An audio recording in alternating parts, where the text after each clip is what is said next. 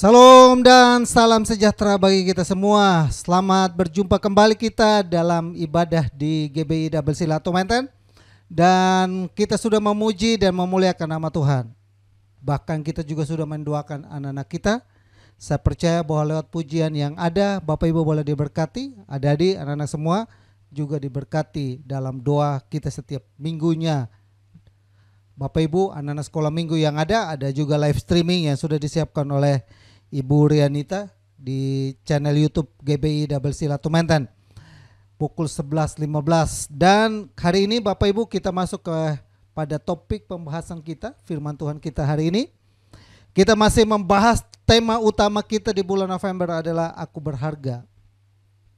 Bilang kepada kiri kanannya, kamu berharga. Amin ya, kamu berharga.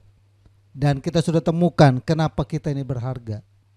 Ya, 4 minggu turut-turut kita sudah temukan bagaimana Tuhan melihat Daud ini berharga. Yang pertama, dikatakan Daud ini berharga, maka Tuhan mengingatnya.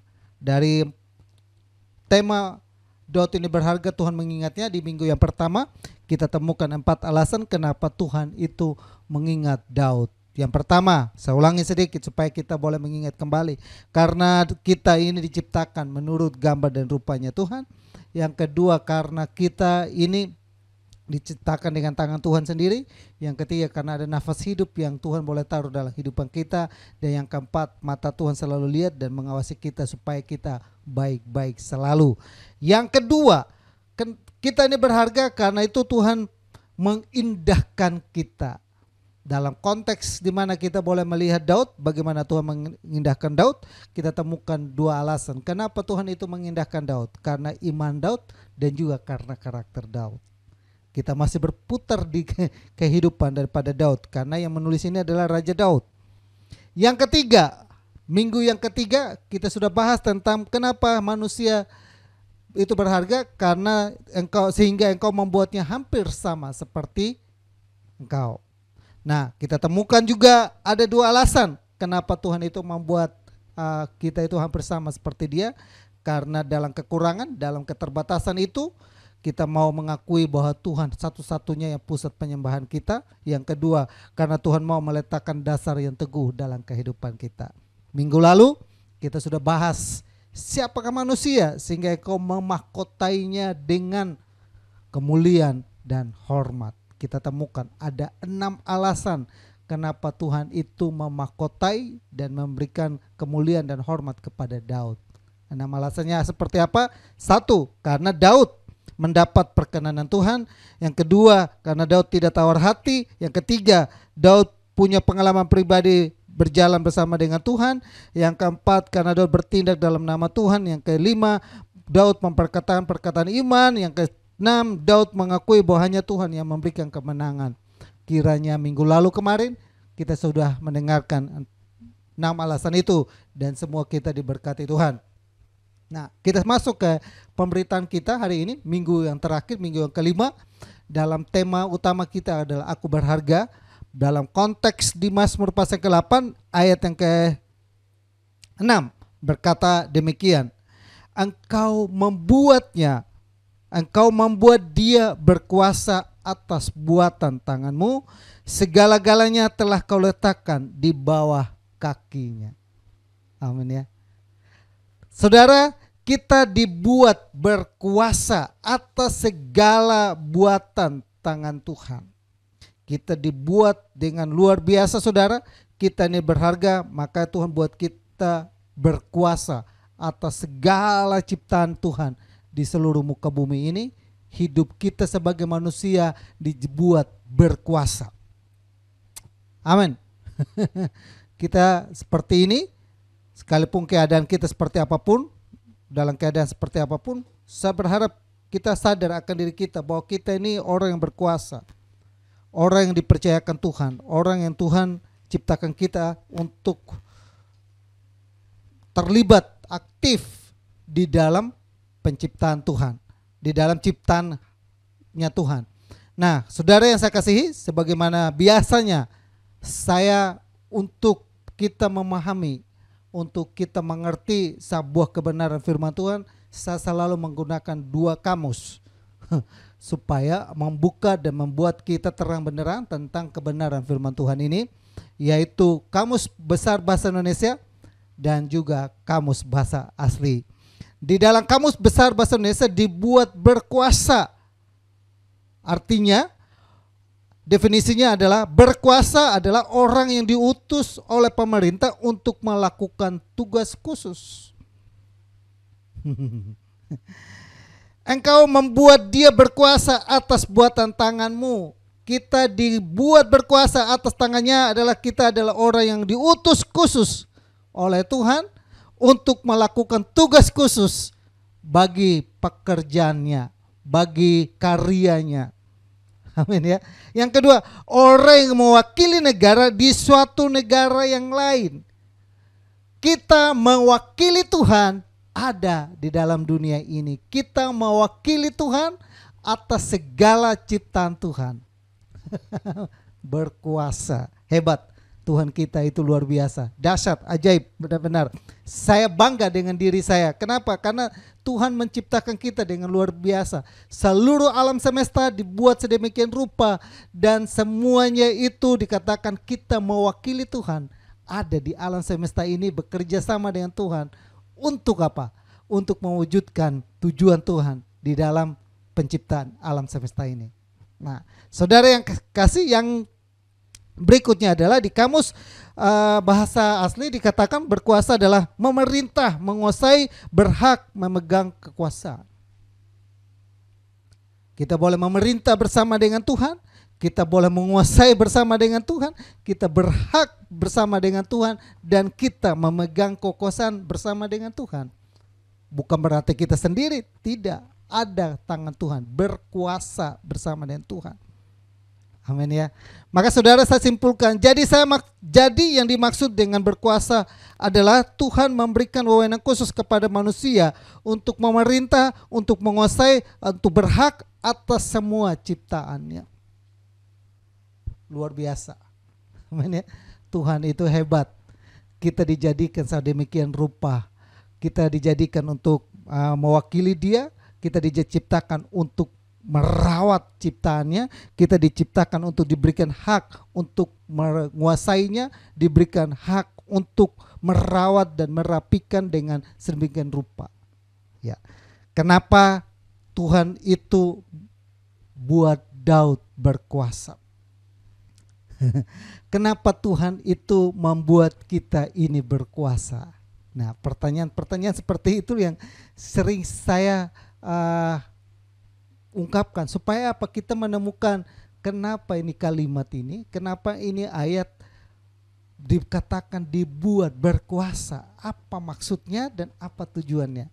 Kalau kita berbicara mengenai apa itu, kenapa Tuhan buat Daud berkuasa, maka kita memahami dalam konteks di mana Raja Daud saat dia berkuasa, dia ketika pertama kali dipilih Tuhan dari seorang yang keluarga yang tidak dipandang, dari seorang keluarga yang ada mungkin pekerjaannya sebagai gembala, dia bukan orang yang pintar dalam berperang, namun dia dapat perkenanan Tuhan dan Tuhan buat dia, mengangkat dia, menjadikan dia menjadi rekan kerjaan Tuhan.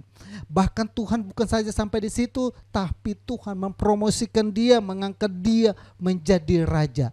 Waktu dalam keadaan dia menjadi raja, waktu dalam keadaan dia berkuasa, dalam waktu keadaan dia memerintah, waktu dalam keadaan dia berwenang, punya banyak hal dan fasilitas yang ada, dia naikkan satu pujian, dia merenungkan betapa ajaibnya Tuhan saya, betapa luar biasanya Allah yang saya punya, betapa hebatnya Tuhan itu bagi saya. Kenapa? Siapakah saya ini sehingga Tuhan buat saya berkuasa sedemikian rupa.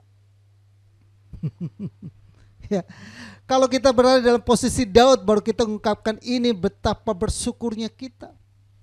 Kenapa?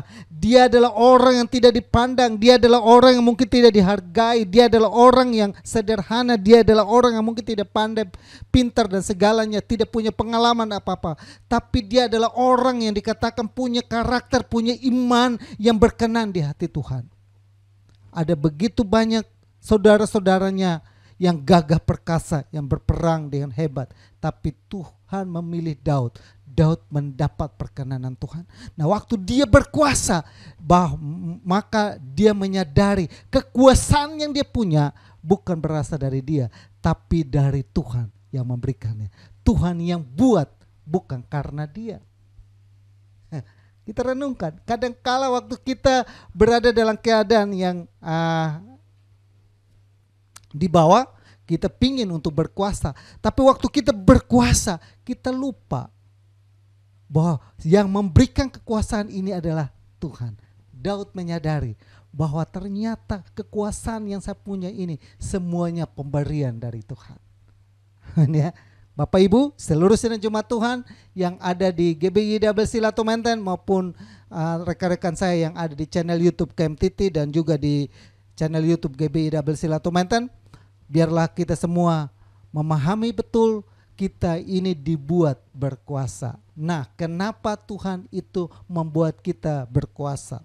Tentunya ada tujuan dan ada maksud Tuhan itu menciptakan kita berkuasa di bumi ini. Tentunya Tuhan ada punya tujuan dan maksud Tuhan menciptakan kita berkuasa atas segala ciptaannya. Bahkan dikatakan terhadap segala yang telah kau letakkan di bawah, berkuasa atas buatan tanganmu. Semua buatan tangan Tuhan, Tuhan percayakan itu kepada manusia. Amin ya. Dengan kata lain, kita ini dapat dipercaya. Nah, kenapa Tuhan itu membuat kita berkuasa? Bapak Ibu perhatikan, kita boleh mundur di 2 Samuel pasal yang ke-7. Kenapa harus di 2 Samuel? Karena saya mau mensoroti tentang kehidupan daripada Daud. Dalam konteks di mana kita bahas Mazmur pasal yang ke-8 ini, maka kita akan belajar, explore banyak tentang kehidupan daripada Daud. Kenapa? Karena yang konteks ngomong ini adalah Daud, sehingga kita boleh ada dalam dunianya Daud, kita ada dalam situasinya Daud, kita ada dalam keadaan seperti Daud, baru kita menyadari bahwa Tuhan itu baik adanya. 2 Samuel pasal ke-7 ayat yang ke-13. Saya ulangi, di 2 Samuel pasal yang ke-7 ayat yang ke-13. Dialah yang akan mendirikan rumah bagi namaku dan aku akan mengokohkan takhta kerajaannya untuk selama-lamanya. Yang pertama, kenapa Tuhan ini mau membuat Daud ini berkuasa? Karena yang pertama saya catat di sini, karena Tuhan mau lewat Daud, Tuhan mau membangun sebuah rumah bagi nama Tuhan. Bukan bagi kediaman Tuhan, tapi bagi nama Tuhan.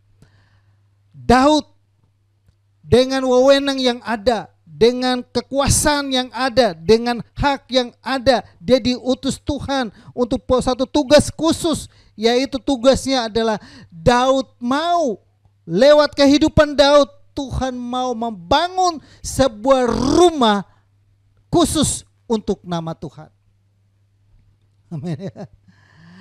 Di mana bangsa Israel ketika mereka keluar dari tanah Mesir menuju kepada tanah Kanaan, mereka dibuat sebuah kemah itu di mana Tuhan menyatakan diri untuk hadir di kemah itu. Ketika jemaat Tuhan, umat Tuhan, mereka beribadah, bersekutu, memuji Tuhan ada di kemah itu. Tuhan hadir, Tuhan menjamah mereka, Tuhan menolong mereka. Ada imamnya, imam besarnya, dan juga ada imam-imam yang bantu imam besar. Ada Musa, ada Harun, dan juga ada Hur, ada Meriam. Bahkan ada begitu banyak imam-imam Lewi yang disiapkan untuk ada dalam rumah pada kemah Musa. Namun lewat kemah itu tidak permanen, karena kemah itu harus berpindah ketika mereka harus tinggalkan daerah itu menuju ke Kanaan. Mereka sampai Kanaan, mereka sediakan satu tempat dan mereka tetap beribadah. Pola itu dipakai. Dan satu saat ketika Daud memerintah, maka Daud punya kerinduan untuk mendirikan rumah bagi Tuhan. Satu kerinduan yang mulia. Dan ketika Daud punya kerinduan itu, Nabi Nathan datang kepada dia dan memberitahukan itu.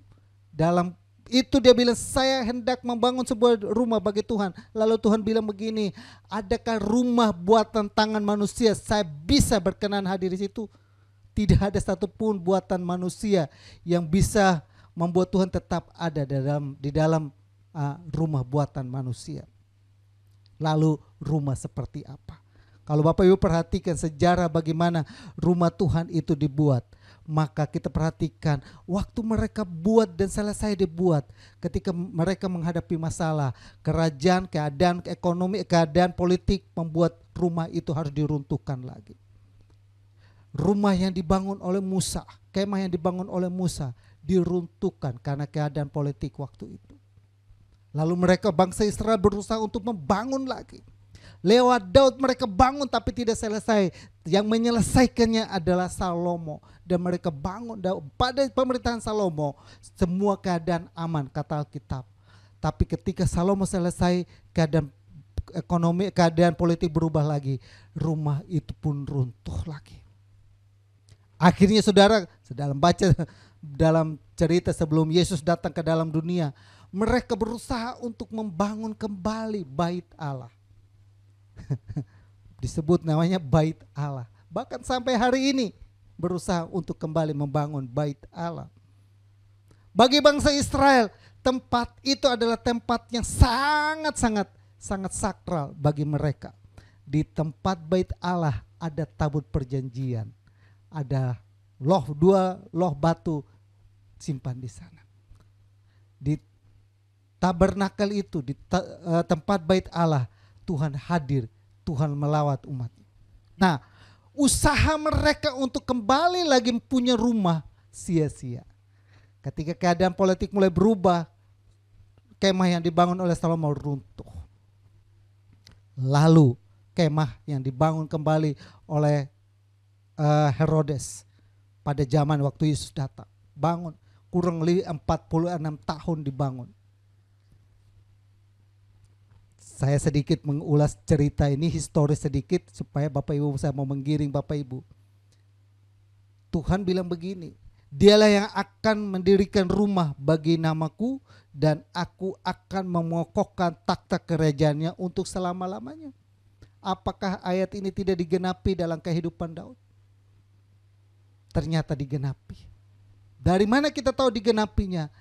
Keturunan daripada Yesus. Dalam silsilah kelahiran Yesus, nama Daud selalu disebut. Amin ya.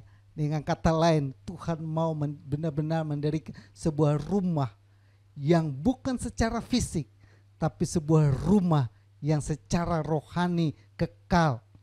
Sebuah rumah yang secara rohani, bukan secara fisik yang sedang Tuhan mau bangun, tapi rumah secara rohani. Secara fisik terbatas, kalau keadaan situasi politik mulai berubah, ganti pemimpin, maka rumah Tuhan pasti ada sasaran. Bapak Ibu perhatikan di sejarah, bangsa Israel dibuang dan bait suci dihancurkan dan bangsa Israel porak-poranda, namun dikembalikan lagi, mereka berusaha untuk dibangun kembali lagi. Setelah dibangun kembali lagi, diruntuhkan lagi. Dan terakhir adalah Jenderal Titus yang meruntuhkan total semua kan Yesus. Mari kita banding Yohanes pasal yang kedua ayat 13 sampai ayat yang ke-22. Ketika hari raya Paskah orang Yahudi sudah dekat, Yesus berangkat ke Yerusalem. Dalam bait suci yang didapatinya pedagang-pedagang lembu, kambing domba, dan didapati pula penukar-penukar uang duduk di situ. Ia membuat cambuk dari tali lalu mengusir mereka semua dari bait suci dengan semua kambing domba lembu mereka. Uang penukar-penukar dihamburkannya ke tanah dan meja-meja mereka dibalikannya. Kepada pedagang-pedagang merpati ia berkata, ambillah semuanya ini dari sini. Jangan kamu membuat rumah Bapakku menjadi tempat berjualan. Maka teringatlah murid-muridnya bahwa ada tertulis, cinta akan rumahmu menghanguskan aku. Orang Yahudi menantang Yesus, katanya, tanda apakah dapat engkau tunjukkan kepada kami bahwa engkau berhak bertindak demikian? Jawab Yesus kepada mereka, rombak bait Allah ini dalam 3 hari, aku akan mendirikannya kembali. Saya ulangi, Jawab Yesus kepada mereka, rombak bait Allah ini dan dalam 3 hari aku akan mendirikannya kembali. Lalu kata orang Yahudi itu kepadanya, 46 tahun orang mendirikan bait Allah ini dan engkau dapat membangunnya dalam 3 hari. Tetapi yang dimaksudkan dengan bait Allah ialah tubuhnya sendiri. Kemudian sesudah ia bangkit dari antara orang mati, barulah teringat oleh murid-muridnya bahwa hal itu telah dikatakannya, dan mereka pun percaya akan kitab suci dan akan perkataan yang telah diucapkan oleh Yesus. Saya uraikan dari pertama. Ketika Daud membangun bait suci, tidak selesai sampai bangun oleh Salomo. Selesai bangun oleh Salomo, keadaan berubah. Salomo tidak ada, bait suci itu hancur. Selesai. Lalu masuk lagi, mereka berusaha, bangsa Israel berusaha untuk membangun lagi, tapi hancur. Terakhir kali dibangun oleh Herodes pada zaman itu, lalu menjadi pusat penyembahan seperti teman-teman kita. Ketika mereka pergi ke rumah ibadah, mereka berdoa menghadap kepada Yerusalem. Mereka pergi ke sana untuk beribadah pada hari perayaan Paskah. Yesus pun ikut. Sampai di sana Yesus ngamuk. Yesus ngamuk. Kenapa? Karena begitu banyak penukar-penukar, begitu banyak pedagang-pedagang, begitu banyak orang penyamun-penyamun, sehingga Yesus ngamuk di sana, marah di sana, karena mereka memperlakukan rumah Tuhan itu tidak seharusnya seperti yang pertama kali Tuhan mau. Saudara yang saya kasihi dalam Tuhan Yesus, dari sini saya mau bilang begini kepada kita semua. Yang sedang Tuhan mau bangun itu bukan rumah rohani, rumah secara fisik, tapi rumah rohani. Waktu Yesus bilang, saya akan rombak bait Allah ini, saya akan runtuhkan bait Allah ini dalam 3 hari dan akan rubah dan ubahkan kembali. Itu menggambarkan tentang bagaimana Tuhan sedang mau membangun kembali rumah Tuhan yang sesungguhnya adalah tubuh kita. Amin. Amin. Dari mana kita bisa tahu itu, saudara? Rasul Paulus menegaskan itu kepada kita di dalam 1 Korintus pasal yang ke-6 ayat yang ke-19 sampai 20. 1 Korintus pasal yang ke-6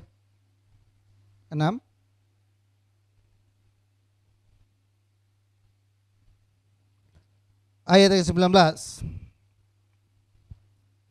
Atau tidak tahukah kamu bahwa tubuhmu adalah bait Roh Kudus yang diam di dalam kamu, Roh Kudus yang kamu peroleh dari Allah, dan bahwa kamu bukan milik kamu sendiri. Amin. Saudaraku yang saya kasihi, jemaat Tuhan yang ada.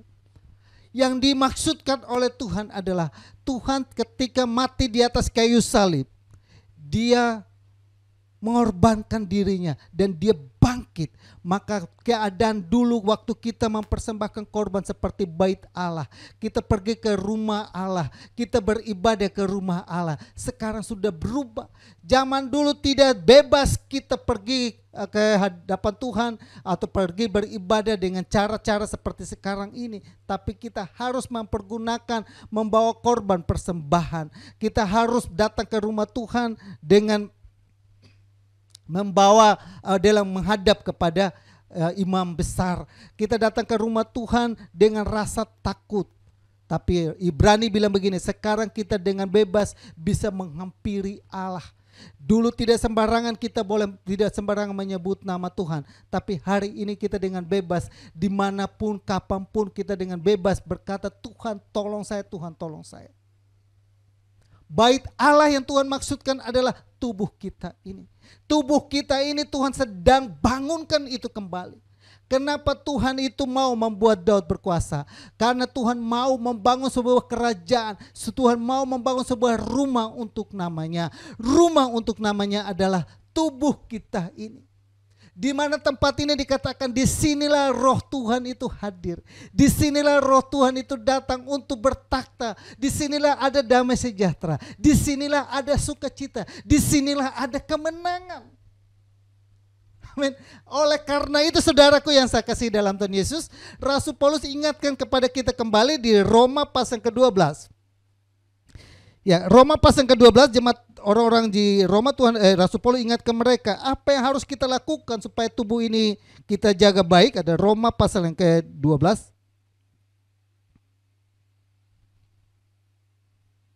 ayat 31. Karena itu saudara-saudara, demi kemurahan Allah aku menasihati kamu supaya kamu mempersembahkan tubuhmu sebagai persembahan yang hidup. Tadinya persembahan yang mereka persembahkan adalah binatang-binatang. Tadinya persembahan yang mereka persembahkan adalah bentuknya uang. Tapi sekarang persembahkanlah tubuhmu sebagai persembahan yang hidup. Persembahan yang hidup adalah tubuh ini didiami oleh Roh Kudus. Tubuh ini sudah ada Roh Kudus di dalamnya, sehingga ini adalah persembahan yang berkenan di hati Tuhan.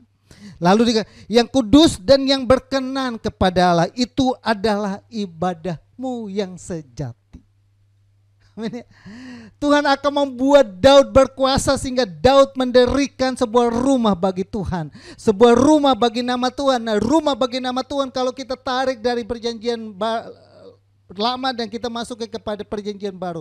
Rumah bagi namaku adalah bait kita, adalah tubuh ini, adalah di mana Tuhan mau hadir dalam tubuhmu. Tuhan mau hadir dalam hidupmu, Tuhan hadir dalam kehidupanmu, dan Tuhan mau mengubahkan engkau.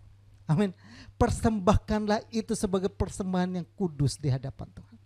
Kalau kita bandingkan tadi dengan bagaimana praktek persembahan yang ada di bait Allah zamannya Yesus. Ada penyamun-penyamun, mereka menyalahgunakan rumah itu. Tapi hari ini pelajaran yang kita ambil, jangan kita salah gunakan tubuh ini. Ini jangan kita pergunakan tubuh ini, jangan sampai Tuhan marah gara-gara kita pergunakan tubuh ini untuk hal-hal yang tidak baik. Kita merusakinya dengan merokok. Kita merusaki tubuh ini dengan minum-minuman keras. Kita merusaki tubuh ini dengan narkoba. Saya ingatkan itu selalu. Kenapa? Karena kita hari-hari ini mungkin ada begitu banyak artis yang tidak tahu lagi kerja apa lagi di rumah, nganggur, nggak tahu buat apa, akhirnya narkoba. Tidak baik itu, saudara. Amin ya, saudaraku yang saya kasihi. Mari saudara, tubuh yang Tuhan mau kita dibuat berkuasa supaya kita bisa hadirkan Tuhan dalam hidup kita. Kenapa kita dibuat berkuasa? Ada satu kekuatan yang bisa menguasai kita, sehingga kekuatan itulah yang memberikan kita damai sejahtera dalam hidup ini. Amin ya. Raja Daud memahami itu. Tuhan buat dia berkuasa karena dia mau mendirikan sebuah rumah bagi nama Tuhan. Dan rumah itu adalah tubuh kita. Saya berharap Bapak Ibu yang ada, kita memahami tentang tubuh kita ini adalah bait Allah. Tadinya kita ibadah. Saya sudah singgungkan itu di minggu lalu dan minggu-minggu sebelumnya. Bahwa sebelumnya kita memahami dengan wabahnya virus ini, menyadari kita bahwa kita ibadah tidak lagi ditentukan di gedung lagi. Tapi kita dimanapun hati kita terbuka buat Tuhan. Kapanpun apapun kita minta tolong, Tuhan tolong kita. Amin ya. Nah yang kedua, kenapa Tuhan itu buat Daud berkuasa? Yang kedua adalah kita kembali kepada 2 Samuel pasal yang ke-7 ayat 13. Dialah yang akan, 2 Samuel pasal yang ke-7 ayat 13. Dialah yang akan mendirikan rumah bagi namaku, dan aku akan mengokohkan taktanya, kerajaannya untuk selama-lamanya. Dan mari kita baca terus sampai di ayat yang ke-16. Aku akan menjadi bapanya dan ia akan menjadi anakku. Apabila ia melakukan kesalahan, maka akan menghukum dia dengan rotan yang dipakai orang dan dengan pukulan yang diberikan kepada anak-anak manusia. Tetapi kasih setiaku tidak akan hilang daripadanya, seperti yang kuhilangkan daripada Saul yang telah kujauhkan dari hadapanmu. Keluarga dan kerajaanmu akan kokoh untuk selama-lamanya di hadapanku, takhtamu akan kokoh untuk selama-lamanya. Yang kedua adalah Tuhan mau mendirikan suatu kerajaan bagi Daud, satu keluarga dan kerajaan. Di ayat 16, keluarga dan kerajaanmu akan kokoh untuk selama-lamanya di hadapanku, takhtamu akan kokoh untuk selama-lamanya. Saudara yang saya kasihi dalam Tuhan Yesus, Raja Daud dibuat Tuhan berkuasa karena Tuhan lewat Daud, Tuhan mau membangun sebuah keluarga yang kokoh, yang tidak tergoyahkan, yang terus ada selama-lamanya.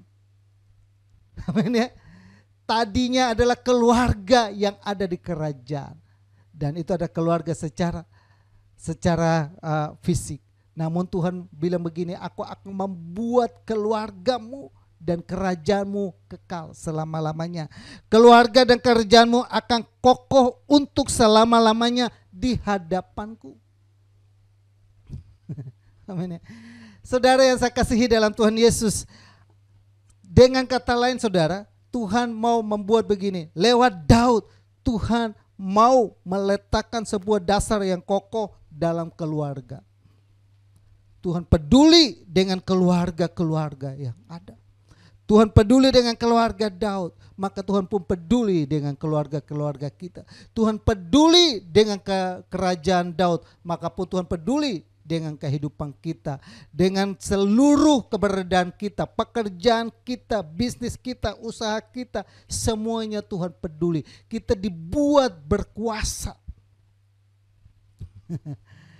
Nah, saudara saya kasihi, kerajaannya adalah saudara, mari kita boleh bandingkan dengan Mazmur pasal ke-128. Keluarga itu seperti apa?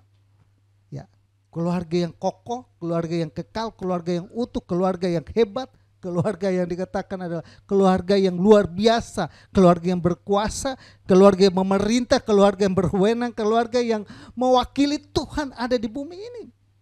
Mari kita buka di Mazmur pasal yang handphone saya nih.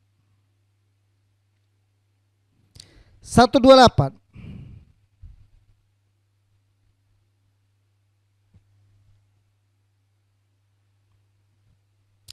Berbahagialah setiap orang yang takut akan Tuhan, yang hidup menurut jalan ditunjuknya. Apabila engkau memakan hasil jerih payah tanganmu, berbahagialah engkau dan baiklah keadaanmu.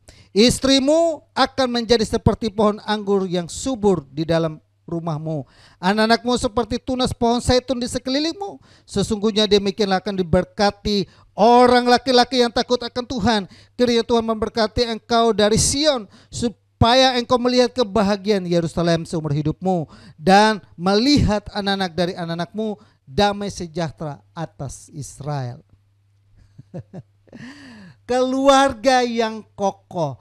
Kenapa Tuhan mau membuat Daud ini berkuasa? Karena lewat Daudlah Tuhan mau meletakkan keluarga-keluarga yang kokoh. Lewat Daudlah Tuhan mau membangun sebuah keluarga yang bahagia.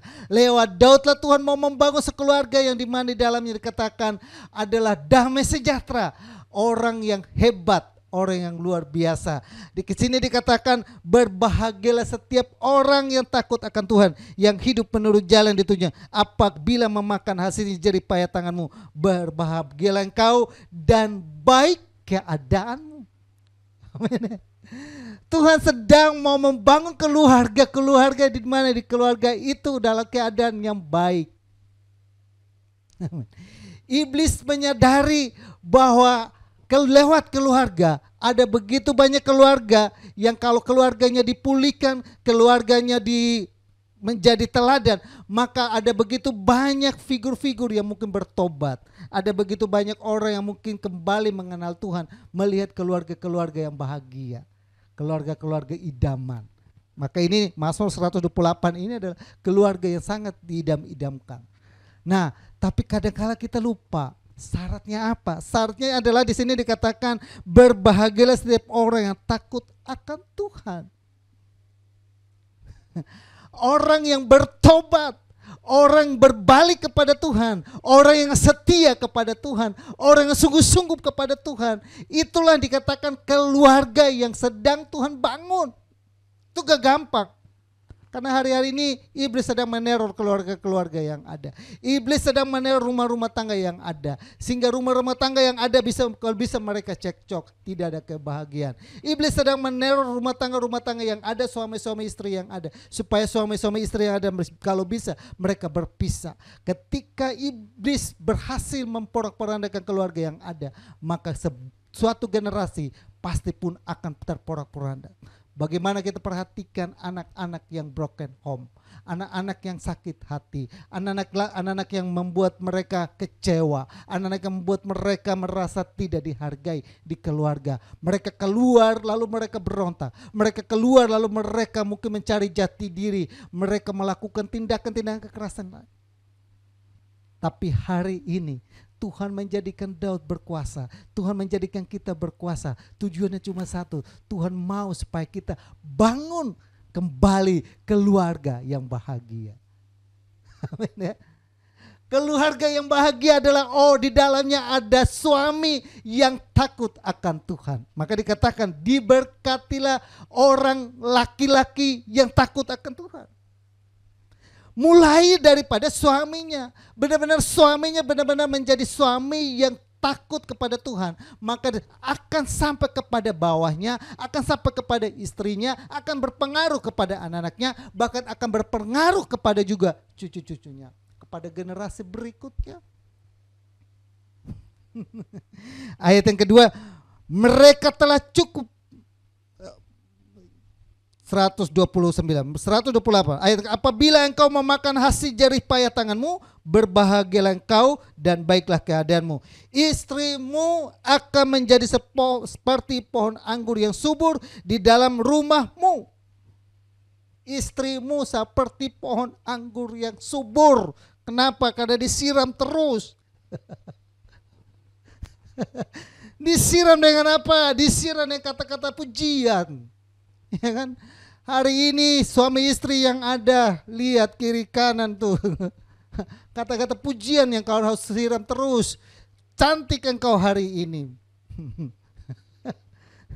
Bapak ibu saudara saya kasihi dalam Tuhan Yesus, wanita itu gampang kalau bapak ibu kasih dia pujian.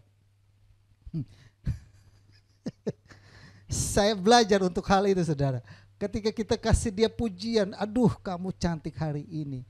Itu dia merasa seperti dunia ini sudah miliknya dia. Dia benar-benar merasa paling cantik. Tapi sekali engkau maki dia, merasa runtuh.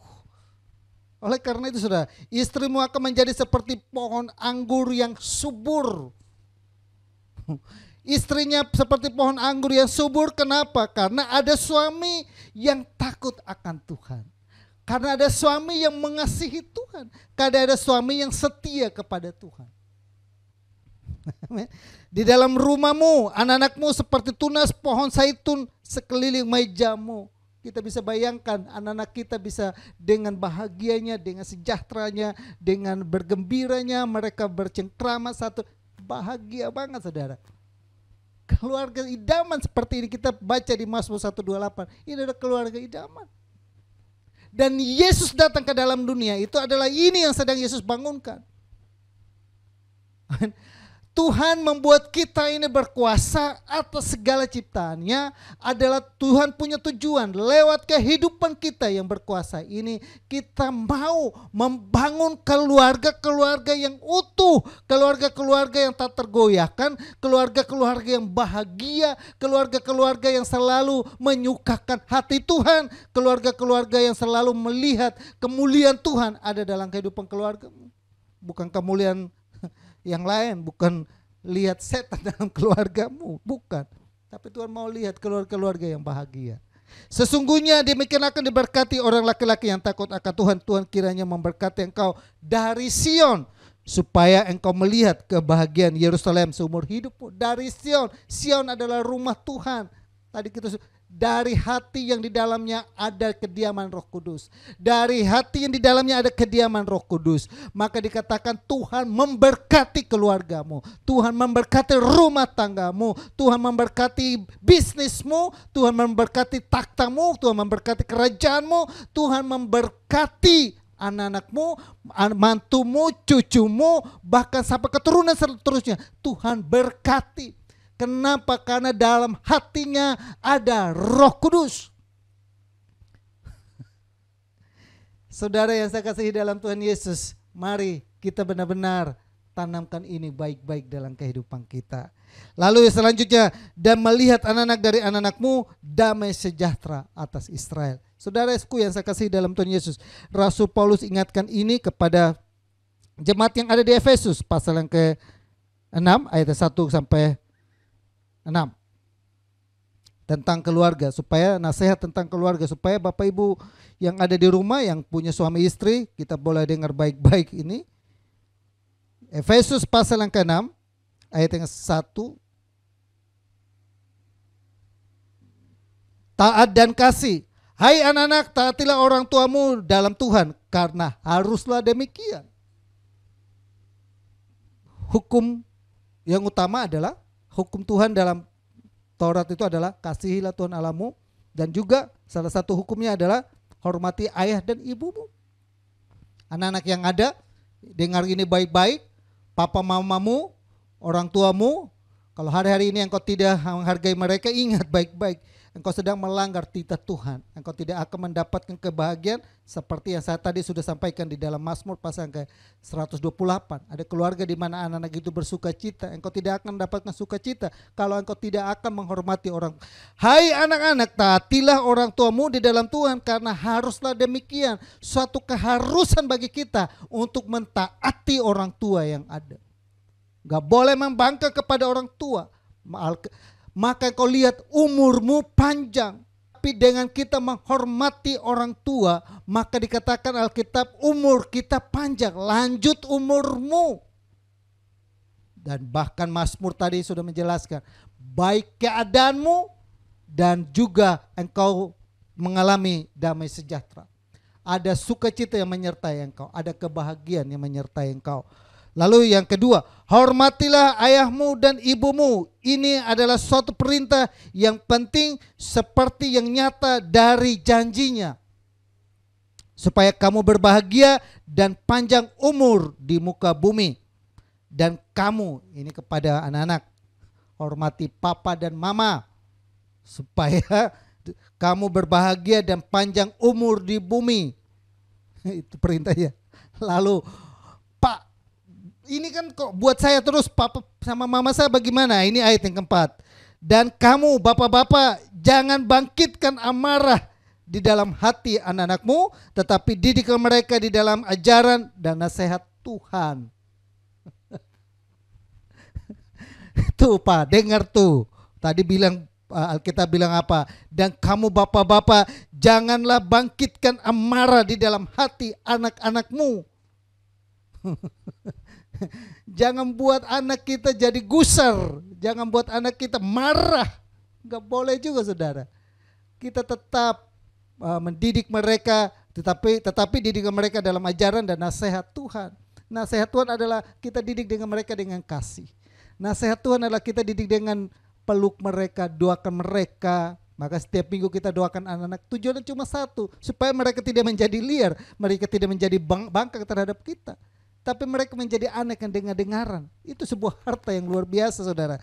Dan bapak-bapak janganlah bangkitkan amarah. Kita kasih pujian kepada mereka. Sekalipun mungkin mereka melakukan kesalahan, sebelum kita menegur mereka, kita memuji dulu. Setelah kita memuji mereka, kita tegur, baru kita tegur. Jangan sampai ketika mereka melakukan kesalahan, balik kita nantang maki-maki dia. Buat dia kita bahkan, apa sih kamu ini? Bisanya apa kamu ini? Kamu ini anak ini, kamu ini. Kita memaki dia, kita mengejas dia, membuat dia down. Waktu membuat dia down, dia sakit hati. Waktu dia mulai sakit hati, dia tertutup. Dia tidak mau terbuka kepada kita. Mulai kecewa, mulai terluka, maka dikumpulkan itu tinggal seperti gunung es yang akan satu saat meletus. Amin. Yang ketiga, saudara yang saya kasih, kenapa Tuhan itu membuat Daud berkuasa? Kalau kita mundur kembali lagi di 2 Samuel pasal ke-7 ayat 18.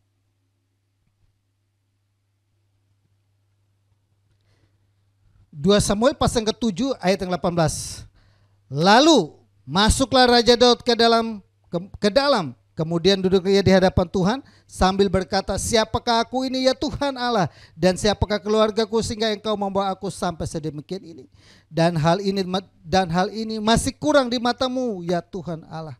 Sebab itu engkau telah berfirman juga tentang keluarga hamba-Mu ini dan masa yang masih jauh, dan telah memperlihatkan kepadaku serentetan manusia yang akan datang ya Tuhan Allah.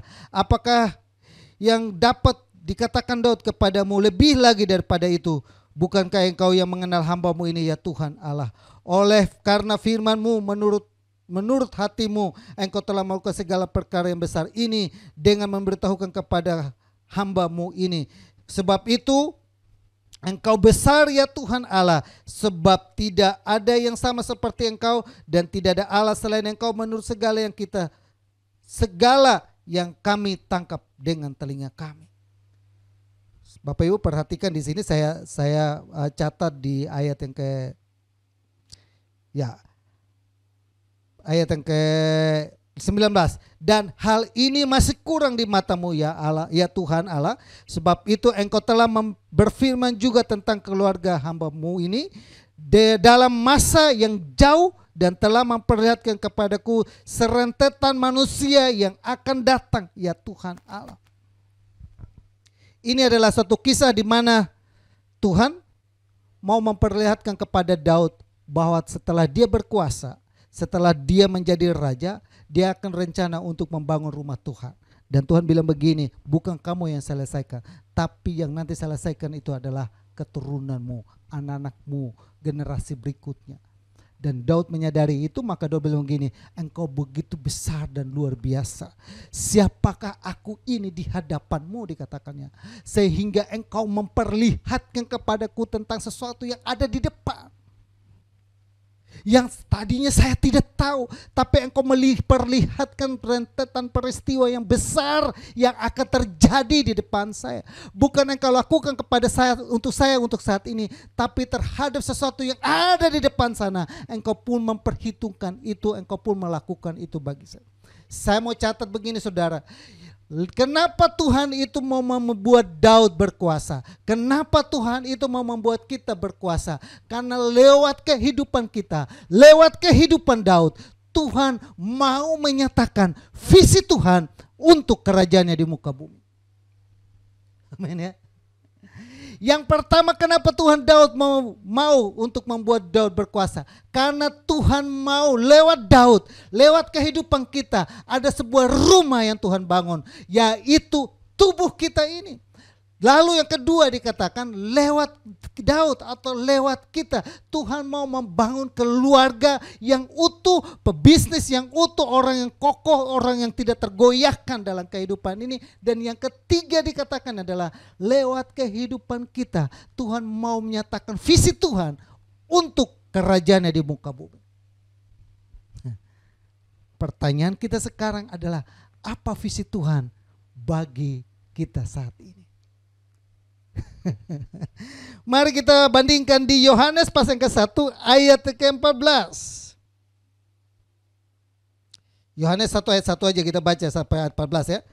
Firman yang telah menjadi manusia, sama seperti background kita hari-hari ini, mungkin kita ada dalam situasi Natal dalam minggu-minggu ke depan, 1 bulan penuh mungkin sudah ada situasi Natal.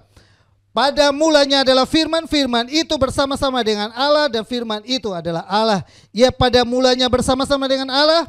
Segala sesuatu dijadikan oleh Dia, dan tanpa Dia tidak ada satupun yang telah jadi dari segala yang telah dijadikan. Dalam Dia ada hidup, dan hidup itu ada terang. Terang itu bercahaya dalam kegelapan, dan kegelapan itu tidak menguasainya. Datanglah seorang utus Allah, namanya Yohanes. Ia datang sebagai saksi untuk memberi kesaksian tentang terang itu, supaya oleh Dia semua orang menjadi percaya. Ia bukan terang itu, tetapi ia harus memberi kesaksian tentang terang itu, terang yang sesungguhnya yang menerangi setiap orang sedang datang ke dalam dunia. Ia telah ada dalam dunia, dan dunia dijadikan olehnya, tetapi dunia tidak mengenalnya. Ia datang kepada milik kepunyanya, tetapi orang kepunya tidak menerimanya. Tetapi semua orang yang menerimanya diberinya kuasa supaya mereka menjadi anak-anak Allah, yaitu mereka percaya dalam namanya. Orang-orang yang diperanakan bukan dari darah atau daging, bukan pula secara jasmani oleh keinginan seorang laki-laki, melainkan dari Allah. Firman telah menjadi manusia dan diam di antara kamu, dan kita telah melihat kemuliaannya, yaitu kemuliaan yang diberikannya kepadanya sebagai anak tunggal Bapa, penuh kasih dan kebenaran. Saudara yang saya kasih dalam Tuhan Yesus, visi Tuhan adalah Tuhan mau datang ke dalam dunia untuk menerangi seluruh dunia. Dan Yesus datang ke dalam dunia adalah supaya lewat kehidupan dia, lewat Yesus, semua orang bisa masuk ke surga. Yohanes pasal yang ketiga ayat 16. Karena begitu besar kasih Allah akan dunia ini, sehingga ia mengaruniakan anak yang tunggal, sehingga barang siapa percaya kepada dia, maka dia selamat. Barang siapa percaya kepada Yesus, maka memperoleh kehidupan yang kekal. Misi atau visi Tuhan dalam kehidupan kita adalah Tuhan mau supaya kita menunaikan amanat agungnya Tuhan bagi dalam kehidupan ini. Amin, saudara ibu. Mari kita buka lagi di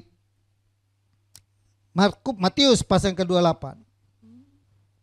Karena itu pergilah, jadikanlah semua bangsa muridku dan baptis mereka dalam nama Bapa dan Anak dan Roh Kudus, dan ajar mereka melakukan segala sesuatu yang telah kuperintahkan kepadamu, dan ketahuilah aku menyertai kamu senantiasa sampai kepada akhir zaman.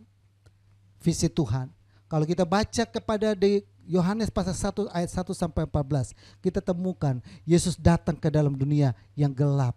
Terang itu bercahaya dalam kegelapan, dan supaya dunia bisa diterangi oleh terang itu.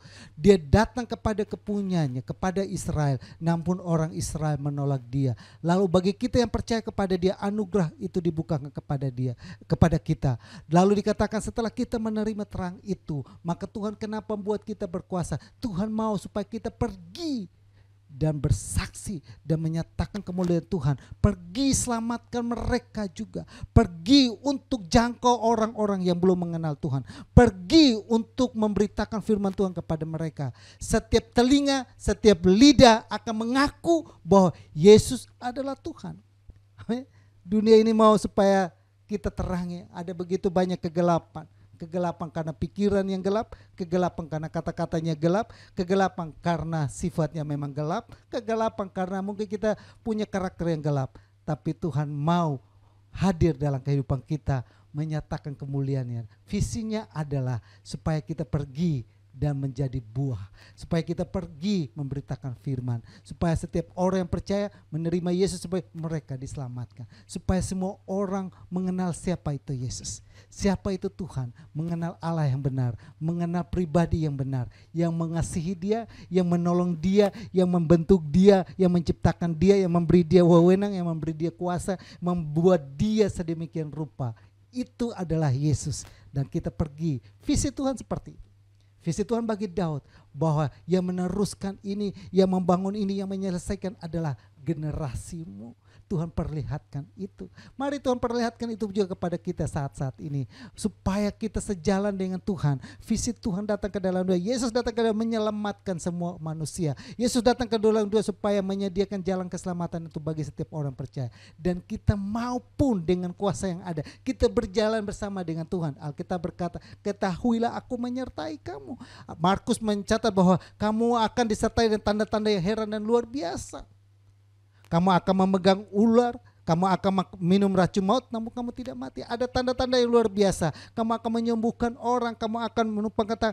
Itu tanda-tanda itu menyertai kita ketika kita menjalankan visi Tuhan dalam kehidupan ini. Gereja kita di GBI Double Sila Tumenten sedang menjalankan visi Tuhan. Kita pergi menjangkau banyak jiwa yang belum percaya kepada Tuhan. Menjangkau banyak keluarga yang mungkin banyak hancur. Menjangkau banyak hati-hati yang hancur, menjangkau banyak orang yang mungkin tidak terurus, mereka yang tidak terawat. Kita pergi membawa mereka datang ke rumah Tuhan, datang bersekutu dengan Tuhan, datang mereka membuka hati mereka untuk mereka boleh berjumpa dengan Tuhan. Ketika mereka membuka hati mereka, Tuhan hadir dalam kehidupan mereka, keluarga itu mereka bahagia. Itulah yang Tuhan inginkan dalam kehidupan kita. Tuhan Yesus memberkati. Kita akan akhiri ibadah kita Terima kasih Bapak Ibu yang sudah mendengar saya selama kurang lebih 1 jam. Kita sudah mendengarkan kebenaran firman Tuhan. Mari kita satu hati untuk berdoa buat firman Tuhan yang ada. Bapa kami dalam surga, dalam nama Tuhan Yesus kami bersyukur Bapa buat firman-Mu hari ini. Biar kami belajar dari Raja Daud bagaimana Tuhan boleh membuat dia berkuasa. Karena Tuhan mau melewat Daud, Tuhan mau membangun sebuah keluarga yang utuh, keluarga yang kokoh, keluarga yang kuat di dalam Engkau. Berdoa Tuhan itu nyata dalam kehidupan kami. Lewat Daud juga Tuhan mau membangunkan sebuah rumah, yaitu tubuh kami ini. Kami mau persembahkan tubuh ini untuk kemuliaan nama-Mu Bapa. Lewat Daud Tuhan mulai pakai dia buat dia berkuasa supaya Tuhan menyatakan visi-Mu bagi kerajaan di muka bumi ini. Selamatkan banyak orang untuk kemuliaan nama-Mu. Pakai kami semua, pakai anak-anak-Mu, pakai hidup kami untuk nyatakan kemuliaan-Mu. Meteraikan firman-Mu Bapa dalam nama Yesus. Amin.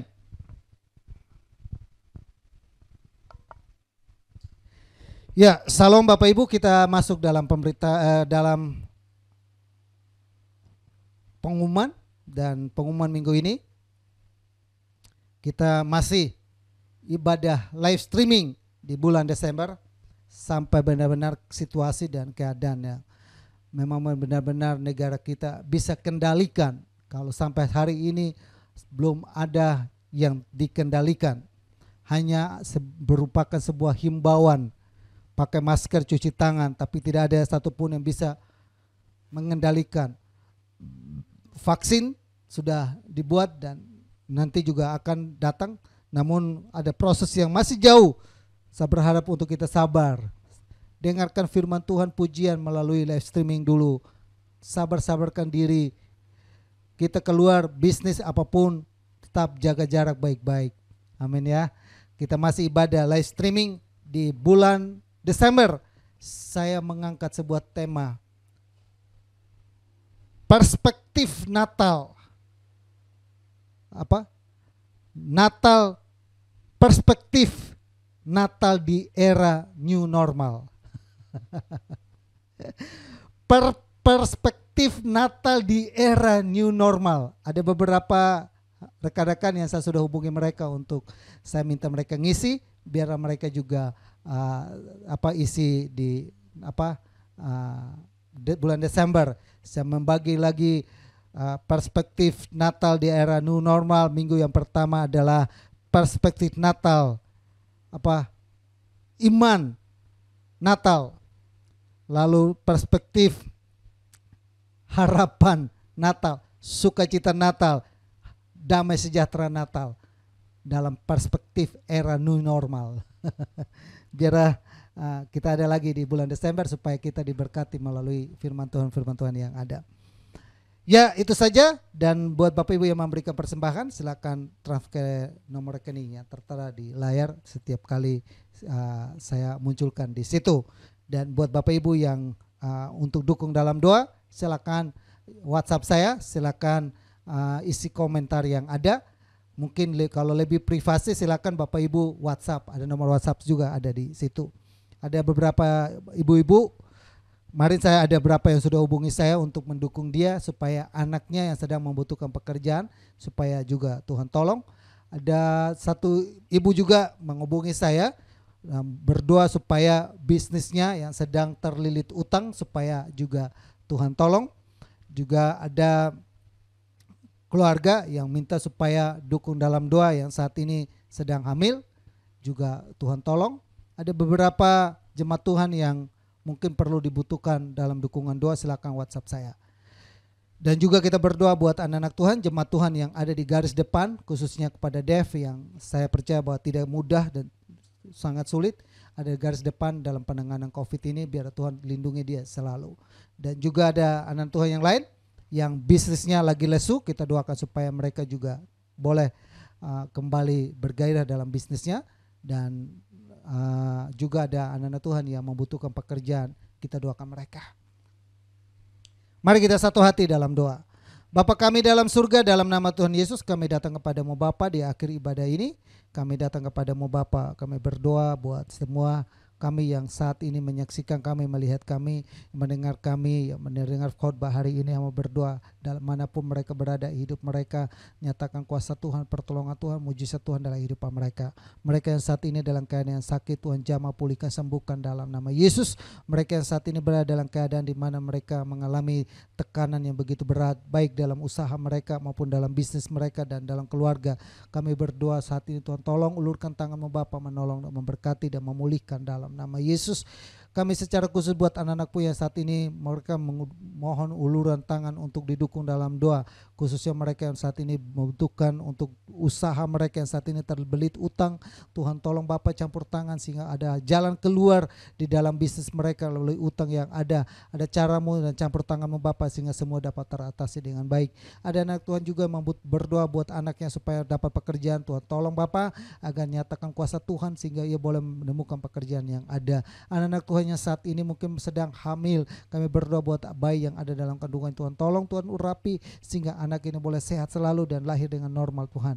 Berkati kami semua yang ada, seluruh sidang Jumat-Mu, seluruh kami yang telah mengulurkan tangan kami untuk memberi, Tuhan memberkatinya Bapa, baik persembahan maupun perpuluhan yang ada, Tuhan memberkati. Kami juga berdoa buat anak-anak-Mu khususnya Dev yang ada di garis depan untuk penanganan COVID. Tuhan selalu memagari dia dengan kuasa darah-Mu, menolong dan memberkati Dev dalam nama Yesus. Kami juga berdoa dan menyerahkan seluruh sidang Jumat-Mu dimanapun mereka berada. Kami semua yang menyaksikan kami hari ini, berkati kami semua Bapa, tak terkecuali kami semua yang ada yang membutuhkan uluran tangan Tuhan selalu memberkatinya Bapa. Terima kasih banyak Bapa yang baik. Kami tak lupa juga berdoa buat bangsa ini. Kami serahkan bangsa ini ke dalam tangan Tuhan. Berkati bangsa ini, pemerintahan pusat sampai kepada RT RW yang Tuhan berkati masyarakat yang ada, berkati pemerintahan yang ada, berkati bangsa pilihan-Mu, bangsa Israel. Tuhan berkati Bapa. Kami serahkan semua ke dalam tangan-Mu.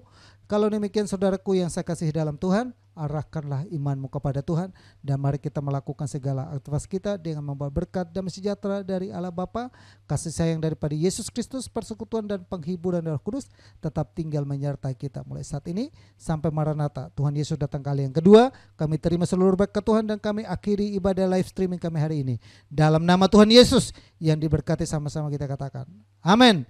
Sampai jumpa lagi di minggu depan. Salam.